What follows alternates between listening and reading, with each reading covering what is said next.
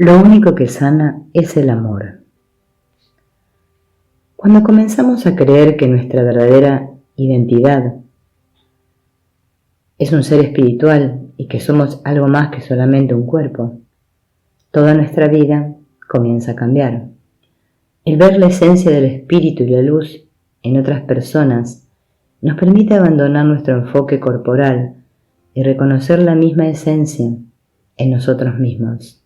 Esta transformación profunda nos une en un solo ser con el Creador. Por ende, la verdadera curación se lleva a cabo en el corazón, la mente y el alma.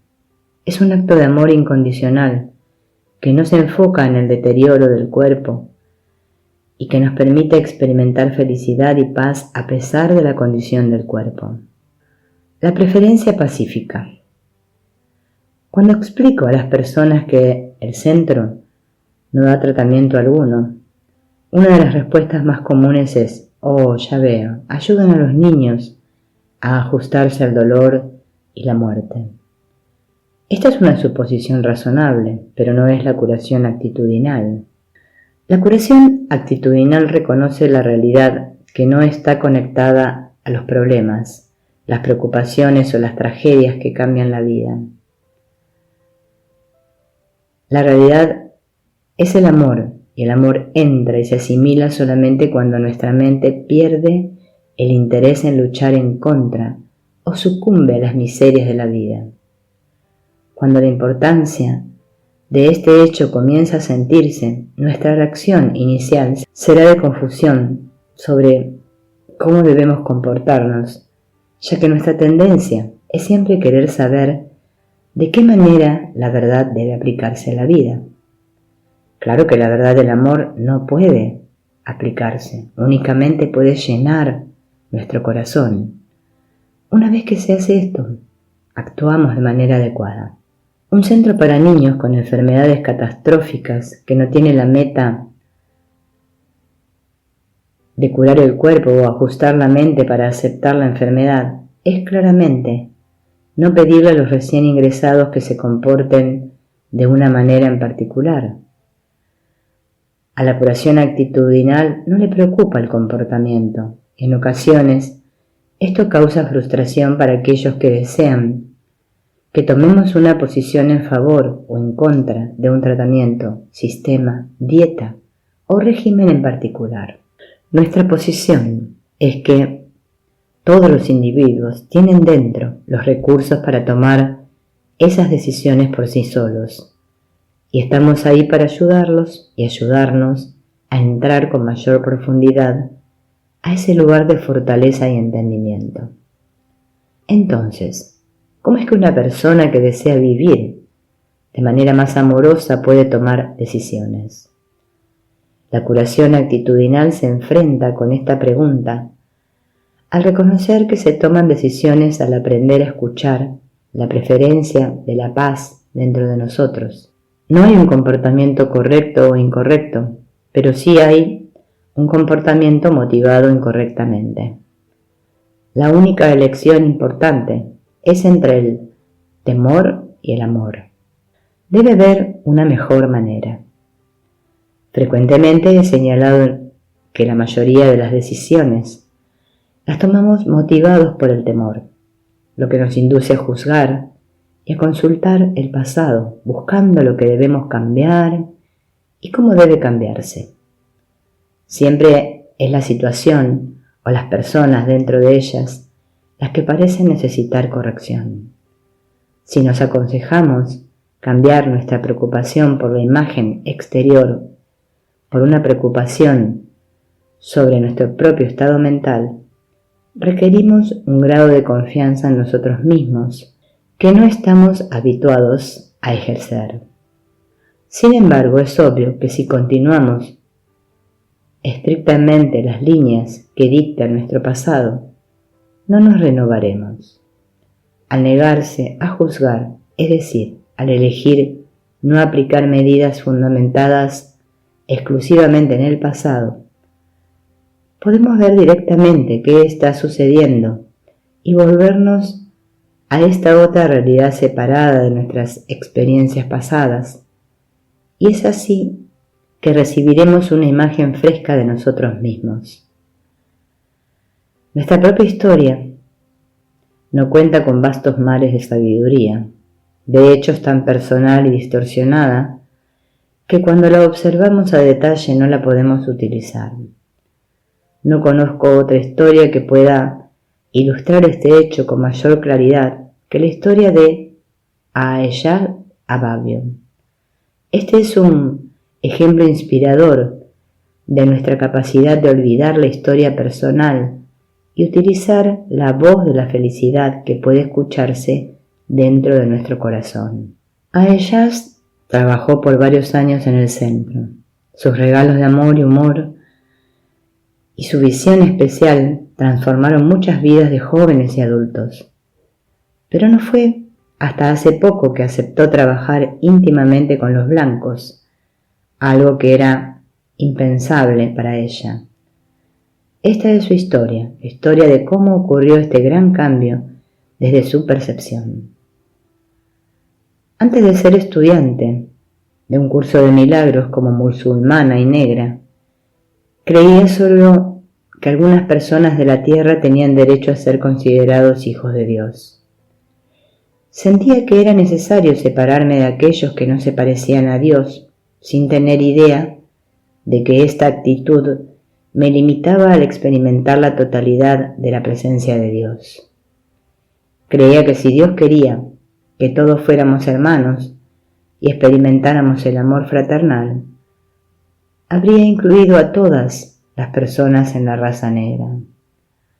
Yo tenía una gran cantidad de amor en mi corazón, sin embargo, solo lo compartía con una parte de las personas de la tierra, y aumenté mi confusión al enseñar esta lección a los demás. Yo enseñaba amor y temor.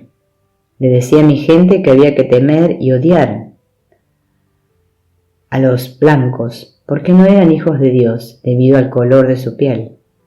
Como resultado, mis experiencias con las personas estaban mezcladas de amor y temor. Por eso no experimentaba la totalidad del amor de Dios. Pueden preguntarse cómo salí de este estado de confusión mental. No lo hice sola, me ayudó mi maestro interno, a quien ahora llamo el Espíritu Santo. Mientras me encontraba en este camino de confusión espiritual, experimenté momentos en los que sentía una urgencia interna por saber más y ser más de lo que me habían enseñado hasta ahora. Me llegaban libros no relacionados con mi camino elegido, pero hablaban de otro camino que incluía el concepto de comunión con Dios. Estos libros generaron un sentimiento dentro de mí que no podía vivir plenamente. Mi deseo de ser uno con Dios era como una pequeña luz en un cuarto oscuro y comencé a cuestionar mi sistema de creencias. Me preguntaba, ¿cómo puede haber comunión con Dios si se excluye a algunos? Entre más me abría a experimentar esta comunión, más percibía una debilidad en mi camino seleccionado que no soportaba la prueba de la razón. Un día, en un momento de revolución interna, pregunté, si hay comunión con Dios, ¿cómo la puedo experimentar? Más me tardé en preguntar que en recibir la respuesta. Era un domingo por la tarde y me encontraba leyendo el periódico, Tribune. En la primera página había un anuncio de un seminario psíquico en la universidad cercana. Al leerlo, una voz dentro de mí me dijo claramente que debía asistir a ese seminario. Me sentí confundida porque nunca antes había escuchado una voz interna. Al concentrarme en lo que había pasado, volví a escuchar, asiste. La mañana siguiente, llamé por teléfono a la institución donde se llevaría a cabo el seminario. Hablé con la secretaria que inmediatamente me comunicó con el director del programa. Le pedí una cita. Él contestó que estaría encantado de reunirse conmigo e hicimos una cita. La siguiente tarde llegué algo aprensiva acerca de mi razón para estar ahí y entré al edificio administrativo simplemente para cumplir con la cita. La secretaria me informó que el director estaba esperando y me dirigió a su oficina. Me senté ahí preguntándome qué pensaría este hombre de mí. Pensaría que estaba loca porque mi forma de vestir no era aceptable para la sociedad en general. Se preguntaría por qué esta musulmana negra viene a verme. Por mi mente pasaban todo tipo de pensamientos.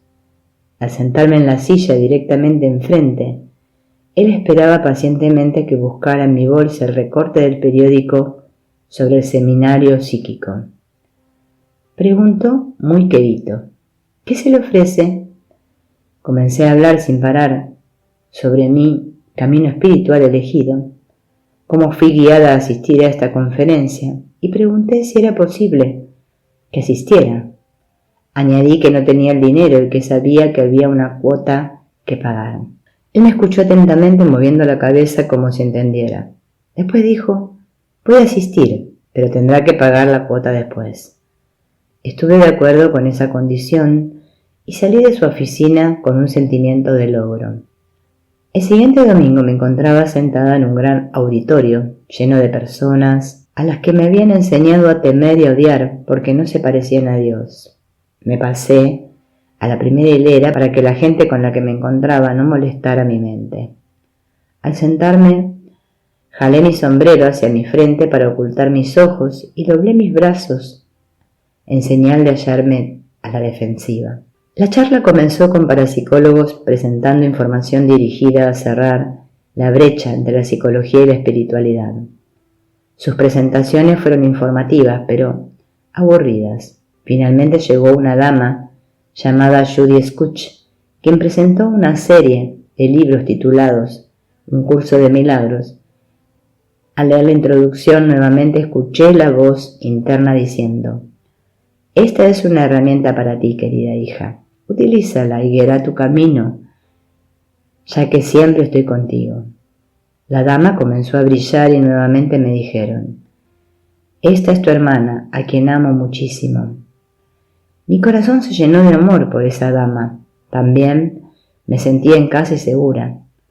Esta fue una experiencia extraña para mí porque esta dama pertenecía al grupo que yo consideraba no se parecía a Dios.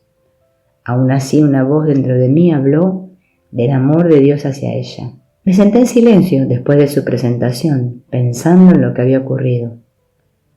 No podía seguir basando mi creencia separatista en nada de lo que sentía, porque todo lo que sentía en ese momento era un amor incondicional por todos los hijos de la tierra. En ese momento el amor de Dios entró en mi corazón e hizo desaparecer cualquier creencia falsa que había tenido hasta entonces acerca de sus niños. No fue fácil sostener esa percepción hacia mis alrededores y comencé a dudar de mi sentimiento de comunión con Dios. Me sentía bien por dentro, pero no estaba del todo segura de si debía experimentar el amor sin medida ni evaluación. Una de las preguntas que persistía en mi conciencia era: ¿son necesarios estos libros? ¿Por qué debería confiar en la experiencia de una persona como razón válida para comprar un juego de libros que nunca examiné de cerca?